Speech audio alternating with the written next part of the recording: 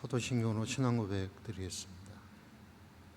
전능하사 천지를 만드신 하나님 아버지를 내가 믿사오며 그 외아들 우리 주 예수 그리스도를 믿사오니 이는 성령으로 잉태하사 동정녀 마리아에게 나시고 본디오 빌라도에게 고난을 받으사 십자가에 못 박혀 죽으시고 장사한 지 사흘 만에 죽은 자 가운데서 다시 일어나시며 하늘에 오르사 전능하신 하나님 우편에 앉아 계시다가 저리로서 산자와 죽은 자를 심판하러 오시리라. 성령을 믿사오며 거룩한 공회와 성도가 서로 교통하는 것과 죄를 사하여 주시는 것과 몸이 다시 사는 것과 영원히 사는 것을 믿사옵나이다. 아멘. 찬송가 393장입니다.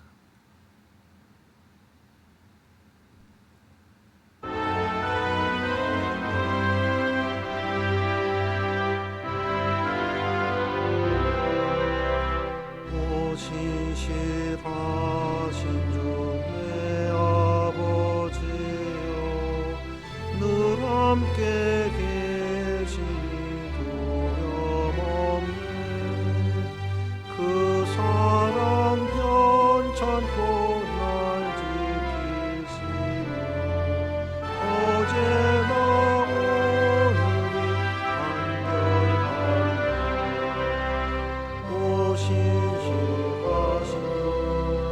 오 신실하신 날마다 자비를 베푸시며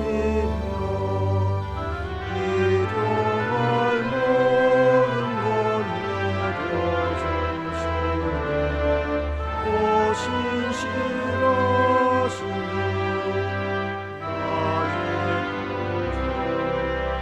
봄철과 또 여름 가을과 겨울 해와 달 별들도 다 주의 것 만물이 주 영광 드러내고라. 신실한 주 사랑 나타내. 오 신실하신 날마다 자비를 베푸시며 일용할 모든 것 내려주시네. 오 신실하신 나의 구주 내 죄를 사하여 아니하시고 주 친히 오셔서 위로하니 오늘의 힘되고 내일의 소망 주만이 만복을 내리시네.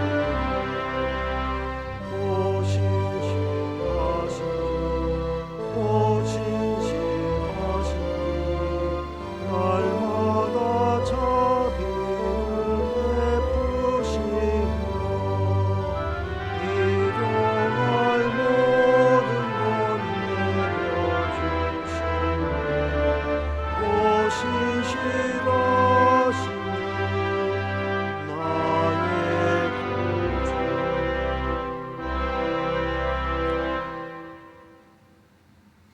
성경 말씀 욥기 10장 1절에서 22절까지 말씀입니다.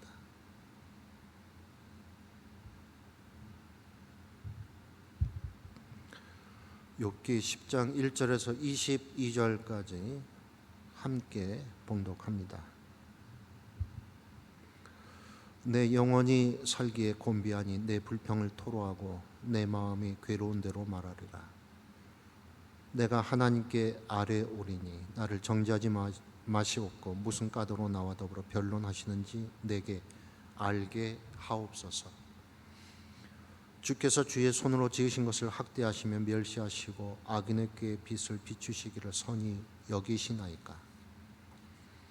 주께서 육신의 눈이 있나이까. 주께서 사람처럼 보시나이까. 주의 날이 어찌 사람의 날과 같으며 주의 해가 어찌 인생의 해와 같기로 나의 허물을 찾으시며 나의 죄를 들추어 내시나이까. 주께서는 내가 악하지 않은 줄을 아시나이다. 주의 손에서 나를 벗어나게 할 자도 없나이다. 주의 손으로 나를 빚으셨으며 만드셨는데 이제 나를 멸하시나이다. 기억하옵소서. 주께서 내 몸 지으시기를 흙을 뭉치듯 하셨거늘 다시 나를 태클로 돌려보내려 하시나이까. 주께서 나를 젖과 같이 쏟으셨으며 엉긴 젖처럼 엉기게 하지 아니하셨나이까.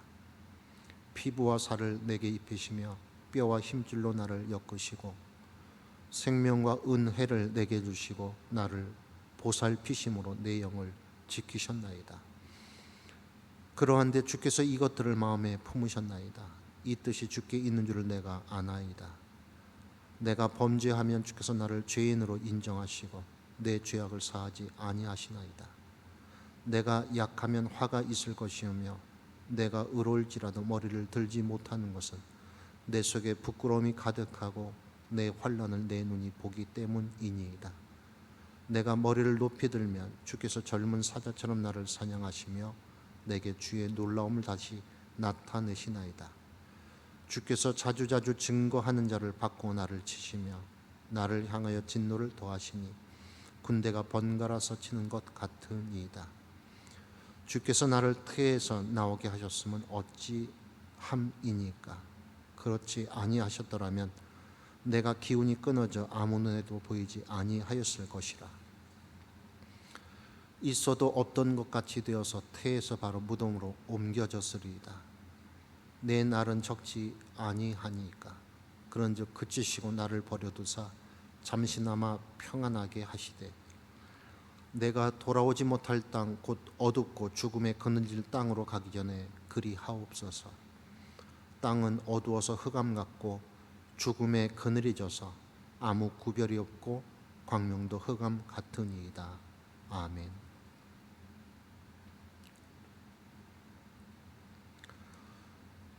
욥이 받은 고난에 대해 빌닷은 8장 3절에서 공의의 하나님을 이야기합니다.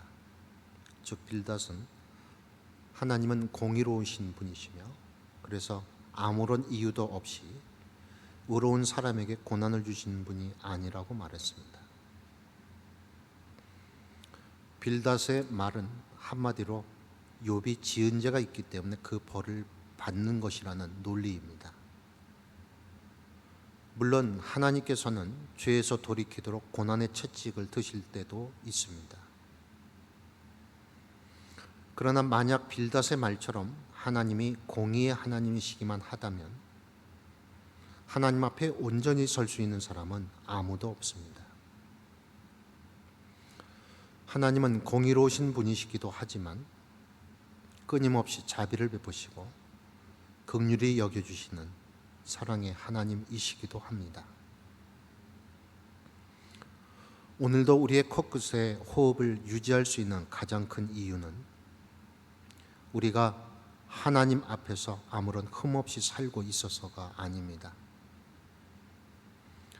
하나님께서 오늘도 벌레와도 같은 죄인인 우리를 불쌍히 여겨주시고 마르지 않는 은혜로 품어주시기 때문입니다.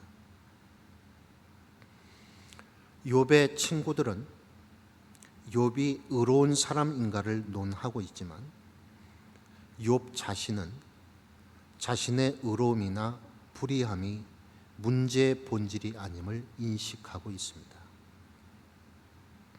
욥은 자신이 겪고 있는 고난도 고통스러웠지만 자신을 바라보는 친구들의 편견과 왜곡된 시선 역시 그에 못지않게 힘겨웠습니다. 욥은 친구들의 편견에 대해 변론을 펼침과 동시에 하나님 앞에 자신의 고통을 토로하고 있습니다. 왜냐하면 하나님 앞에 자신을 내려놓는 것 외에 이 고통의 문제를 풀 수 있는 해법이 없기 때문입니다.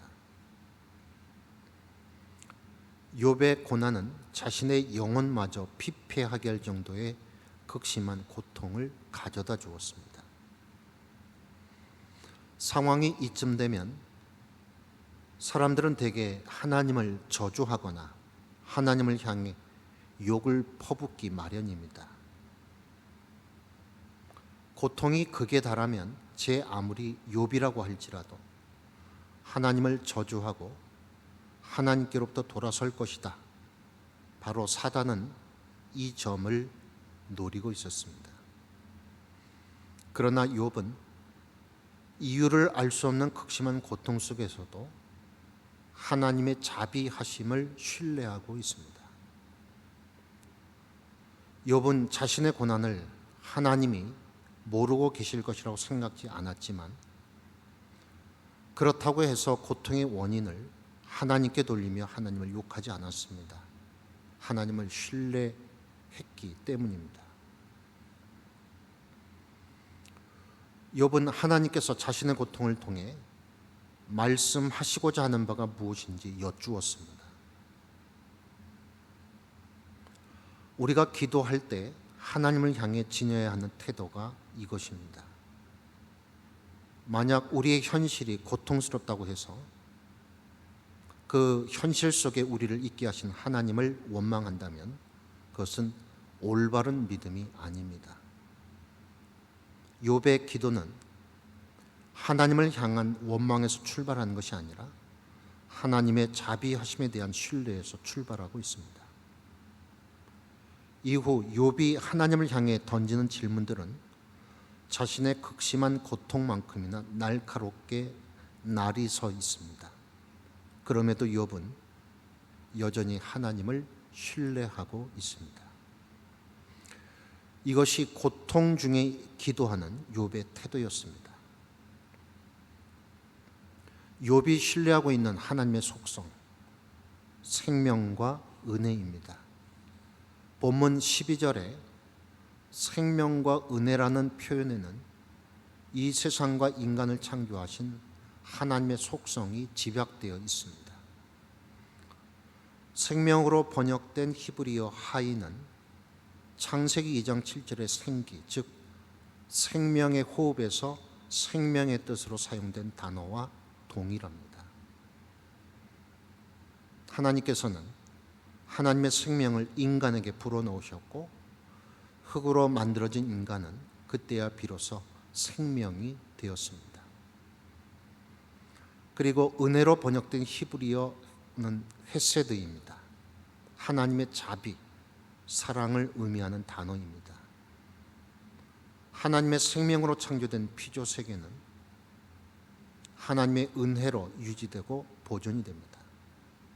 앞서 말씀드린 대로 하나님께서 마르지 않는 은혜로 온 우주를 붙들고 계실 뿐만 아니라 그 은혜로 우리를 쉼 없이 품고 계시기에 우리는 오늘도 생명을 유지하고 있습니다.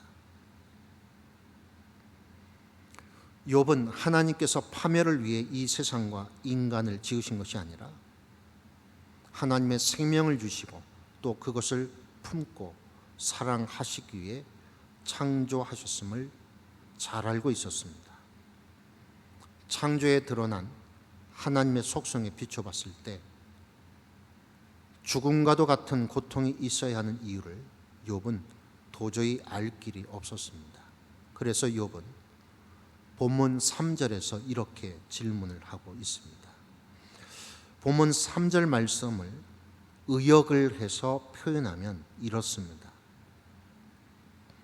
하나님, 하나님의 손으로 지으신 것을 학대하고 멸시하십니까? 그렇게 하시고도 그것이 기쁘십니까? 욥은 하나님을 비난하는 것이 아니라 생명과 은혜가 하나님의 본질적인 속성임을 확신하고 있기에 하나님은 결코 하나님의 피조물들을 스스로 파괴하시는 분이 아님을 질문을 통해 확인하고 있는 것입니다. 나아가 욥은 하나님이 만약 생명과 은혜의 하나님이 아니시라면 차라리 자신에게 생명을 주시지 말았어야 하는 것 아니냐라고 항변을 합니다. 오늘 본문 18절 말씀 다시 한번 봉독합니다. 주께서 나를 태에서 나오게 하셨으면 어찌함이니까. 그렇지 아니하셨더라면 내가 기운이 끊어져 아무 눈에도 보이지 아니하였을 것이라. 이 구절에서 우리가 오해하지 말아야 할 부분이 있습니다. 그것은 욥이 자신의 생명을 하찮게 여기지 않았다는 사실입니다. 욥기 3장에서도 욥은 자신이 태어난 날을 저주하고 있습니다. 그것은 인생이 이토록 고통스럽기만 한 것이라면 차라리 태어나지 않음만 못하다는 것이지, 욥이 자신의 생명을 가볍게 여기고 있다는 의미는 결코 아닙니다. 인생에 찾아오는 극심한 고통 속에서 극단적인 선택을 하는 사람들이 우리 사회에 참 많습니다. 잘 아시다시피 우리나라는 경제협력기구 회원국 가운데 자살률 1위를 고수하고 있습니다. 자살에 여러 가지 이유가 있겠지만 무엇보다 스스로 이 세상에 살 만한 가치가 없다거나 이 세상에 살아야 할 소망이 더 이상 없다고 여기기 때문 아니겠습니까? 그러나 욥은 하나님이 지으신 생명의 가치를 가볍게 여기지 않았습니다. 자신이 이 세상에 살아야 할 소망이 없다고 생각지도 않았습니다. 욥은 짧은 인생에 불과한 자신이 어둡고 죽음에 그늘진 땅으로 가기 전에 고통 속에서 건져달라고 기도하고 있습니다. 욥은 비참한 고통에서 벗어나기 위해 자신의 생명을 스스로 포기하는 방법을 택하지 않았습니다. 극심한 고통 속에서도 욥은 생명의 원천이신 하나님을 신뢰했고 오늘도 자신의 생명을 붙드시는 은혜의 하나님께 소망을 두었습니다. 자신이 처해 있는 현실의 고통의 어려움보다 하나님께서 주신 자신의 생명이, 그리고 그 생명을 붙드시는 하나님의 은혜가 더 크고 무거웠기 때문입니다. 하나님은 오늘도 우리의 코끝에서 호흡이 있게 하신 분이십니다. 우리가 막다뜨리고 있는 현실이 아무리 무섭고 고통스럽다 하더라도, 그리고 죽음보다 못한 현실이 우리를 짓누른다 하더라도 우리에게 생명을 주신 분 하나님이심을 기억하십시다. 생명을 주시기 위해 고난과 죽음의 길을 마다하지 않으신 분이 또한 우리 하나님이심을 생각하십시다. 이것이 지금도 변함없는 은혜로 우리의 생명을 붙들고 계시는 하나님께 삶의 소망을 두어야 하는 이유이고, 이것이 우리에게 주신 오늘을 살아야 할 이유입니다. 기도합니다. 생명의 하나님, 우리의 생명이 창조주 하나님께로부터 비롯되었음을 알게 해주셔서 감사합니다. 그리고 지금도 흙으로 아담을 빚으실 때 그 애틋한 사랑과 열정으로 우리의 생명을 붙들고 계심을 감사합니다. 우리에게 생명을 주신 분이 하나님 아버지이시기에 오늘도 우리가 살아야 하는 이유와 소망이 또한 아버지께 있음을 고백합니다. 우리의 생명을 붙드시는 그 은혜 가운데 오늘을 살게 하옵소서. 우리에게 생명을 주시기 위해 기꺼이 자기 생명을 찢어 나눠주신 예수님의 이름으로 기도드립니다. 아멘. 하늘에 계신 우리 아버지여, 이름이 거룩히 여김을 받으시오며 나라가 임하시오며 뜻이 하늘에서 이룬 것 같이 땅에서도 이루어지이다. 오늘날 우리에게 일용할 양식을 주시옵고 우리가 우리에게 죄 지은 자를 사하여 준 것 같이 우리의 죄를 사하여 주시옵고 우리를 시험에 들게 하지 마시옵고 다만 악에서 구하시옵소서. 나라와 권세와 영광이 아버지께 영원히 있사옵나이다. 아멘.